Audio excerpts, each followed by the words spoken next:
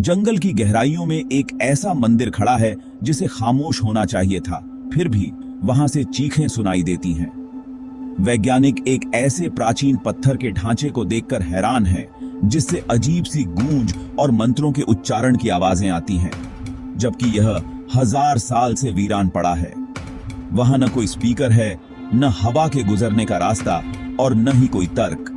जब sound engineers वहां sensor लेकर पहुंचे तो उन्हें पता चला कि यह आवाज हवा से नहीं बल्कि सीधे ग्रेनाइट की दीवारों से आ रही है।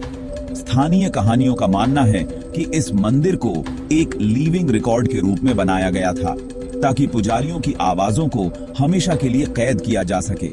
लेकिन सबसे डरावनी बात क्या है? कमरे में घुसने वाले इंसान के हिसाब से इन आवाजों की फ्रीक्वेंसी बदल जाती है, जैसे मंदिर उन्हें पहचान रहा हो।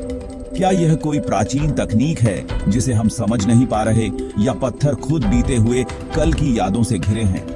अगर दीवारें आपका नाम पुकारने लगें तो आप क्या करेंगे?